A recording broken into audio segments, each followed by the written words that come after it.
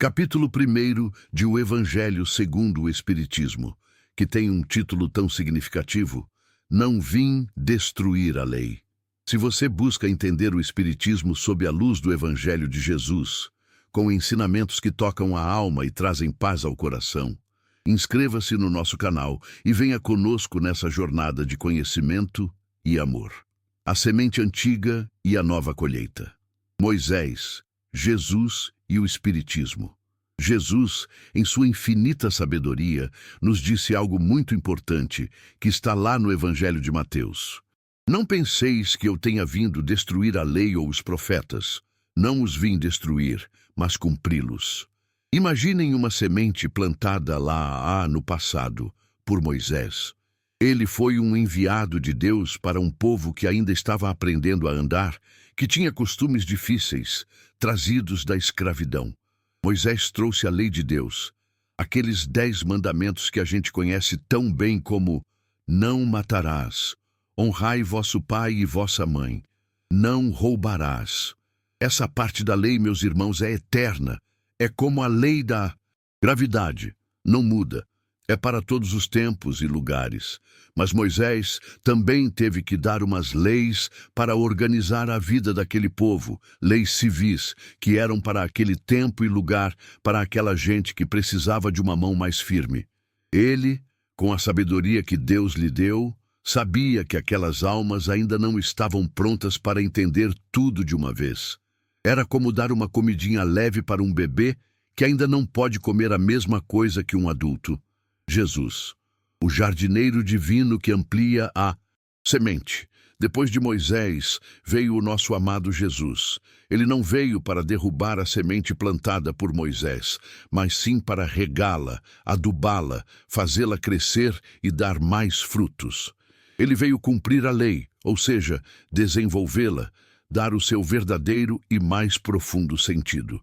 Ele pegou aqueles 10 mandamentos e os resumiu em 2 palavras divinas: amar a Deus acima de todas as coisas e o próximo como a si mesmo. Ah, meus filhos, não há lei maior do que essa. Se a gente amar a Deus de verdade e amar o nosso irmão como a nós mesmos, será que a gente vai matar? Vai roubar? Vai desejar o mal? Claro que não. O amor é a chave que abre todas as portas do bem. Jesus sabia que havia verdades que o coração dos homens daquela época ainda não estava pronto para receber em toda a sua plenitude. Ele plantou sementes de muitas verdades que só floresceriam mais tarde, quando a humanidade estivesse mais madura. Ele falou por parábolas, por alegorias, porque o tempo ainda não era chegado para tudo ser revelado de uma vez só. Ele sabia que a ciência também precisaria avançar para que a religião pudesse ser compreendida de uma forma mais lógica e clara. O Espiritismo, a luz que clareia o caminho. E é aí que entra, meus queridos, a terceira revelação da lei de Deus, o Espiritismo. Mas aqui tem uma diferença muito bonita. O Espiritismo não tem um único homem como seu fundador. Ele é fruto do ensinamento de milhares de espíritos, os mensageiros do céu, que vêm de todas as partes, trazendo a mesma mensagem de luz e consolo. É como se fosse uma grande orquestra divina, onde cada um toca um pouquinho, mas a melodia é uma só. O Espiritismo vem nos mostrar com provas e de forma muito clara que o mundo espiritual existe, que é real, e que nós, que estamos aqui na Terra, temos uma ligação profunda com ele. Ele explica muitos fenômenos que antes pareciam mágicos ou sobrenaturais, mostrando que tudo faz parte das leis naturais de Deus. Ele não veio para contradizer Jesus, muito pelo contrário. Ele vem para desenvolver, completar e explicar aquilo que Jesus ensinou de forma mais alegórica. É como se ele pegasse as palavras de Jesus e as colocasse num livro de letras grandes para que até as crianças pudessem entender. Ele vem cumprir o que Jesus anunciou, preparando os corações para uma nova era, para o reino de Deus na terra, que é um reino de paz, amor e fraternidade. A união sagrada, ciência e religião, de mãos dadas. Por muito tempo, a ciência e a religião pareciam caminhar, separadas, cada uma para um lado. A ciência explorava o mundo material e a religião cuidava do espírito. Mas como podem se contradizer se ambas vêm de Deus? Deus não ia criar algo para destruir sua própria obra, não é mesmo? O tempo chegou, meus irmãos, em que essas duas grandes forças, que são como as duas asas de um pássaro, precisam se unir. A ciência, deixando o materialismo exclusivo, precisa reconhecer a existência do mundo espiritual. E a religião, por sua vez, precisa acolher as descobertas da ciência, pois a verdade é uma só. O Espiritismo é a ponte, o elo de união entre a ciência e a religião.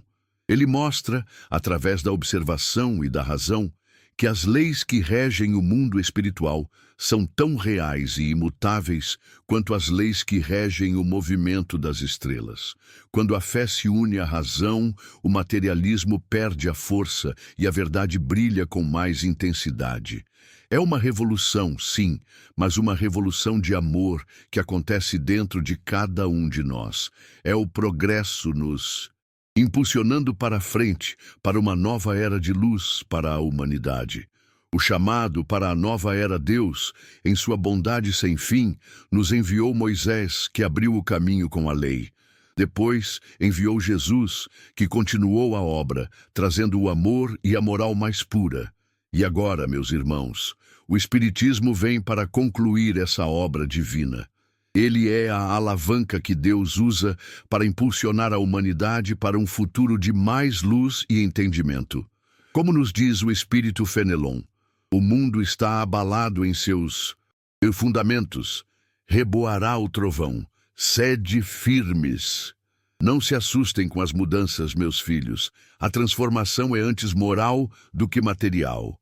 Os bons espíritos, como mensageiros divinos, estão nos soprando a fé, nos chamando para sermos obreiros dessa nova cruzada, uma cruzada de paz universal. Lembrem-se, a cada um a sua missão, a cada um o seu trabalho. Mesmo que nos sintamos pequenos como grãos de areia, somos esses grãos que formam as montanhas. E o querido Santo Agostinho, que tanto contribuiu para o cristianismo, hoje vem do plano espiritual, nos confirmando essas verdades.